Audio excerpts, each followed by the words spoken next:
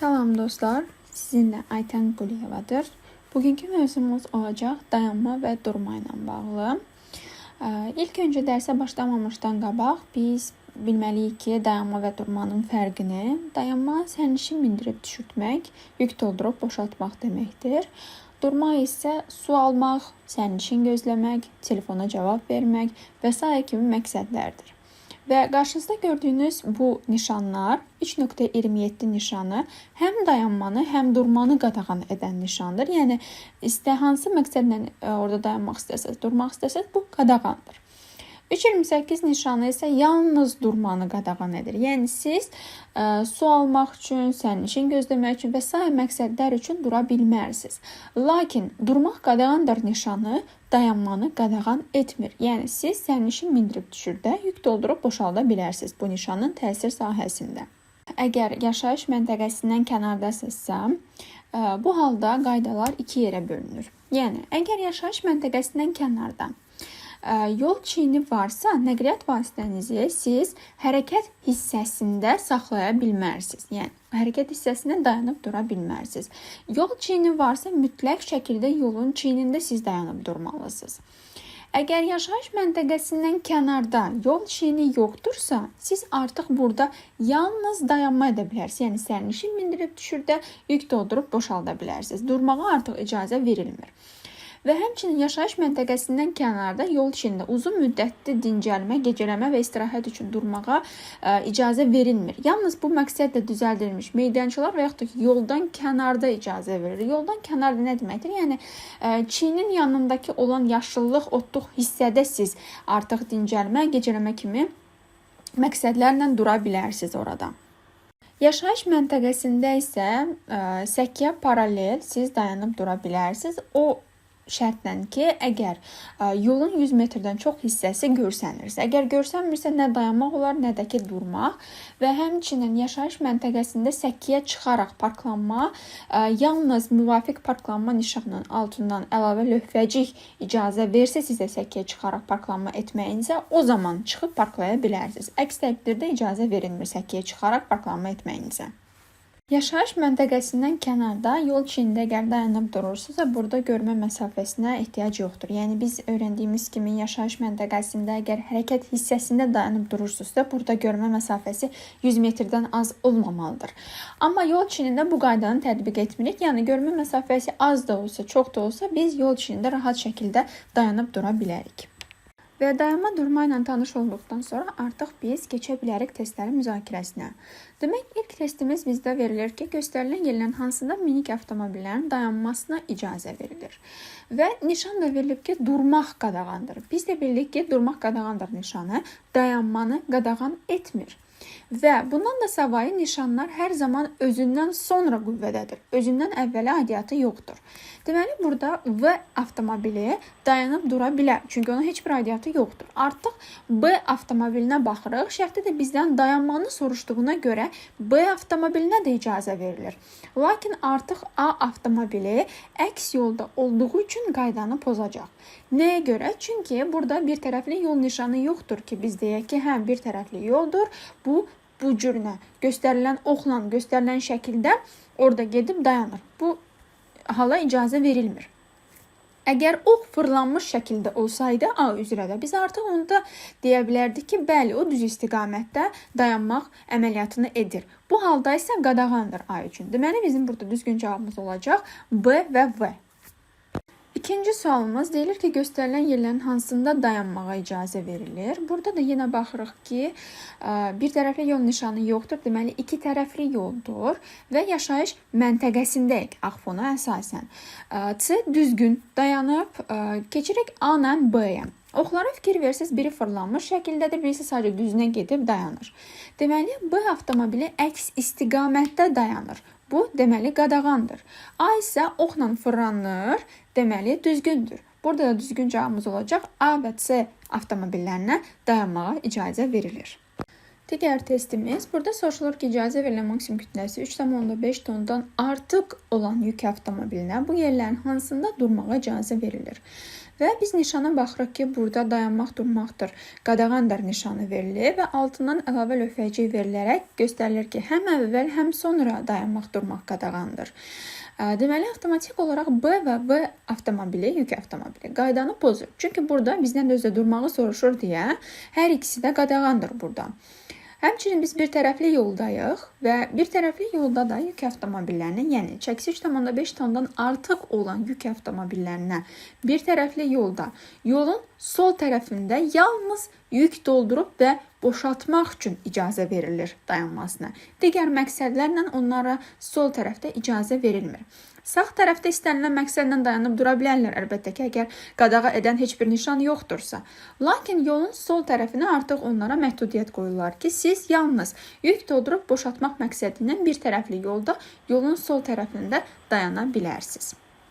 Və ona görə burada heç birinə icazə verilmir durmağa. Digər bir testimiz deyilir ki, yük avtomobili bu yerdə dayana bilərmi və bizə müvafiq nişan verilib ki, parklanma və altından da əlavə lövhəcik olaraq səkiyə çıxaraq parklanma etməklə. Deməli, səkiyə çıxaraq parklanma edə bilənlər yalnız mototsikl və minik avtomobilləridir. Yük avtomobilləri çəkisindən asılı olmayaraq səkiyə çıxaraq parklanma edə bilməzlər. Və burada minik avtomobili qaydanı pozmur, düzgün şəkildə səkiyə çıxaraq parklanmasını edib. Lakin yük avtomobilləri belə hallarda parking ərazisində yalnız dayana bilərlər, dura bilməzlər. Ona görə burada düzgün cavabımız olacaq 1, dayana bilər, bəli. Digər hallarda isə əgər altından əlavə lövhəcik verilməyib ki, səkiyə çıxsınlar, yəni adi parking nişanı verilibsə, o halda artıq çəkisi 3,5 tonacan olan yük avtomobilləri parklaya bilərlər, dura bilərlər, yəni o ərazidə. Əgər ondan çoxdursa, dura bilməzlər artıq. Gəlirik digər sualımıza. Burada soruşulur ki, hansı sürücü dayanma qaydasını pozub? Bu T şəkilli yol ayrıcıdır, amma kitab dilindən desək 3 tərəfli yol ayrıcıdır. Və burada da biz baxacağıq ki, kimlər qaydanı pozub? Gördüyümüz kimi bura 1.3 nişanlanma xətti ilə, yəni 2 qoşa xəttlə ayrılmış bir yol ayrıcıdır və burada B avtomobilinə dayanmağa, durmağa icazə verilir. Nəyə görə? Çünki biz belə loru dilindən desək giriş-çıxış yoxdur. Yəni başlanğıcdan gələn, T şəklinin yolunun başlanğıcından gələnlər qoşa xətti kəsib sola dönə bilməyəcəklər. Çünki biz 1.3 nişanlanma xəttini kəsib keçə bilmərik. Ona görə bu halda artıq B avtomobilinin orada dayanmasına, durmasına icazə var. O da o halda ki, təkərdən nişanlanma xəttinə kimi 3 metr gözləmək şərti ilə.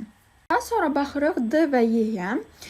D ilə Y kəsişmədən mütləq şəkildə 5 metr gözləməlidirlər. Çünki sola dönən nəqliyyat vasitəsi və yaxud da ki, sağa dönmək istəyən nəqliyyat vasitələrinə biz maneə yaratmamalıyıq. Əgər 5 metrdən az gözləsək, biz onlara maneə törədəcəyik. Çünki onlar döndükdə artıq biz onların belə deyək, qarşısını kəsəcəyik və maneə yaradacağıq.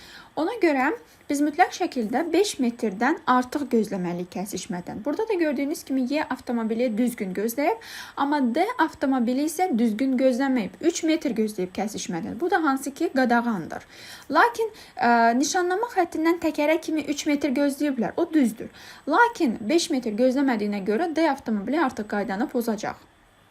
Digər bir halda isə A avtomobili ilə C avtomobilinə artıq kəsişmədən 5 metr gözləməklərinə ehtiyac yoxdur. Çünki giriş-çıxış yoxdur. Və giriş-çıxış olduqda artıq hər iki tərəf, yəni A da D də 5 metr gözləməlidir. D onsuz da hər bir halda 5 metr kəsişmədən gözləyəcək. Lakin A ilə C üçün giriş-çıxış olduqda, yəni ora qırıq-qırıq nişanlanma xətti ilə olduqda və yaxud da ki, heç bir nişanlanma xətti olmadıqda məcburdur ki, kəsişmədən 5 metr gözləsin. Amma bu halda giriş-çıxış olmadığından 5 metr gözləməklərinə ehtiyac yoxdur. Yalnız təkərdən nişanlanma xəttinə kimi 3 metr gözləməkləri bəs edir. Və burada da qaydanı pozan yalnız D avtomobili olacaq. Digərləri düzgün dayanıblar. Gəlirik ikinci oxşar sualımıza. Həmçinin bu da imtahanda tez-tez düşən suallardan biridir. T şəkilli yol ayrıcı, yəni 3 tərəfli yol ayrıcı. Və 3 tərəfli yol ayrıcında biz yalnız 3 halda, yəni B avtomobilinə 3 halda dayanmağa və durmağa icazə verilir. Orada yəni 1-1, yəni düz xətt olan 1-3-2 qoşa xətt, yəni olan nişanlanma xətti, həmçinin də ayrıca zolaq olduqda orada dayanıb durmasına icazə verir. Çünki giriş-çıxış yoxdur və heç kimə maneə törətmir. Ona görə bu testdə artıq bu avtomobili düzgün dayanıb, çünki 1-1-1-3 və ayrıcı zolaq olduqda dayanıb durmasına icazə verilir. Demək, gəlirik digər avtomobillərə. Yenə o birisi testdə etdiyimiz kimi burada da həmin qaydanı tətbiq edirik. Burada artıq, məsəl üçün, ayrıcı zolaq olan testimizdə görürsünüz, D avtomobili kəsişmədən 5 metr gözləyib, Y avtomobili isə gözləməyib. Deməli, avtomatik olaraq Y avtomobili qaydanı pozur. Digərləri isə A-dır, B-dir, C-dir, D-dir, düzgün dayanıblar. Digər testimizə baxırıq. Burada da görürsünüz 1.1 nişanlanma xəttini çəkiblər və bu avtomobili artıq burada dayanıb dura bilər. Çünki giriş-çıxış olmadığından və həmçinin təkərdən nişanlanma xəttinə qədər 3 metrdən az olmamaq şərti ilə məsafəni gözləməklə. D ilə Y isə burada qaydanı pozublar. Çünki biz dedik ki, kəsişmədən 5 metrdən az olmamaq şərti ilə icazə verilir dayanmasına və durmasına. Burada isə 3 metr gözlədiklərinə görə D və Y qaydanı pozurlar. A ilə C-yə 5 metrin artıq aidiyyatı yoxdur. Çünki biz dedik, yalnız giriş-çıxış olduqda onlara aidiyyatı var ki, 5 metr onlar da gözləsinlər. Burada da deməli qaydanı pozan yalnız D və Y avtomobili olacaq. İkinci şəkildə isə burada da görürsünüz qırıq-qırıq nişanlanma xətti və heç bir nişanlanma xətti yoxdur. Heç bir nişanlanma xətti olmayanı biz vizual olaraq onu qırıq-qırıq kimi təsəvvür edirik. Yəni giriş-çıxış var.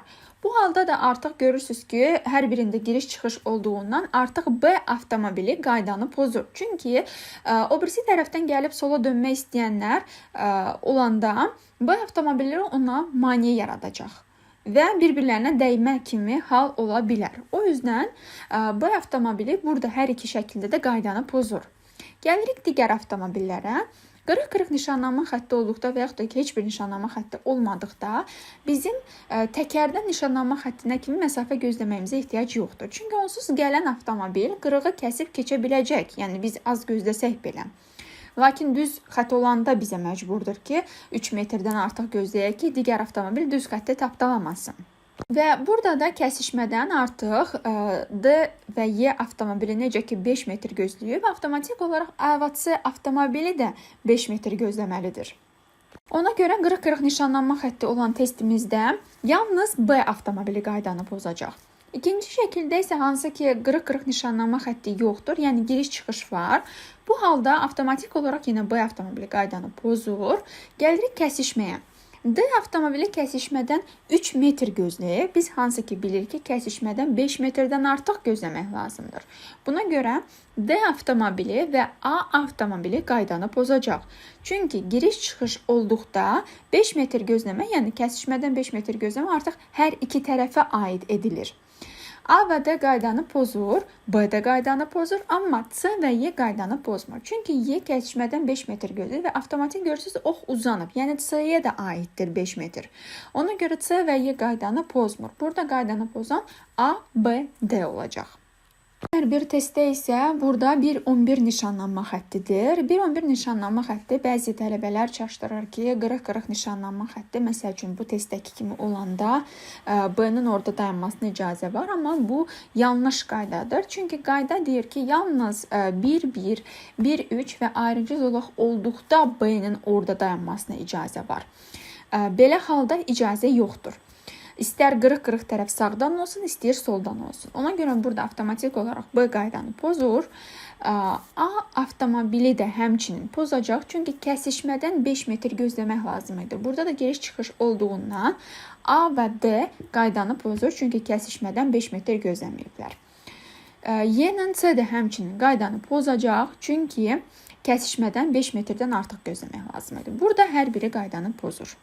Dayanma durma testlərində həmçinin yol çiyini olanda da bu qaydanı biz tətbiq edirik. Çünki yaşayış məntəqəsindən kənarda yol çiyini varsa, mütləq şəkildə yol çiyinində dayanıb durmaq lazımdır. Həmçinin yol çiyinində dayanıb durduqda yenə biz kəsişmədən 5 metr gözləməliyik.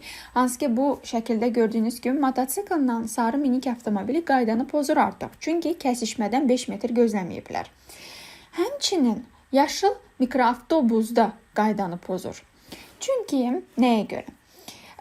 Burada giriş-çıxış var və biz təkrarladığımız qaydalara əsasən T şəkilli yol ayrıcını, yəni 3 tərəfli yol ayrıcının yan keçinin qarşı tərəfində əgər siz dayanırsınızsa, yəni yaşıl avtomobil, bu halda qaydanı pozur. Çünki giriş-çıxış var. Bəzilər deyir ki, burada giriş-çıxış var, lakin biz yol çinində dayanmışıq, bir problem yoxdur da dayanaq duraq, amma bu yanlışdır. Qayda deyir ki, bu bizim tətbiq etdiyimiz hərəkət hissəsinə aid edilən qayda həmçinin yol çininə də aiddir. Deməli, burada hər biri qaydanı pozur. Heç biri dayana bilməz. Çünki yol çinində olanda T şəkilli yol ayrıcının yan keçinin qarşı tərəfində dayanmağa icazə yoxdur. Yəni yaşıl nəqliyyat vasitəsinə. İmtahanda da tez-tez bu tipdə suallar düşür. Lakin ola bilər şəkilli də olsun, şəkilsiz də olsun. Şəkilsizdə əsasən düşür ki, üç tərəfli yol ayrıcının yan keçinin qarşı tərəfində, yəni bu şəkildə gördüyünüz yaşılı soruşur ki, yan keçinin qarşı tərəfində hansı hallarda dayanıb dura bilər? Bu halda da yalnız 1-1, 1-3 və ayrıcı zolaq olduqda bizim orada dayanmamıza və durmamıza icazə verilir. Yəni, doğru dillə belə desək, giriş-çıxış olmadığı hallarda, digər avtomobillər, yəni o xətti kəsib keçə bilmədiyi hallarda bizim orada dayanıb durmamıza icazə verilir. Bugünlük də bu qədər dostlar. Kanalıma abunə olmağı unutmayın ki, yeni videolar çıxdıqda ilk sizin xəbəriniz olsun. Videonu bəyənib dostlarınızla da bölüşməyi unutmayın. Gələn videolara dək.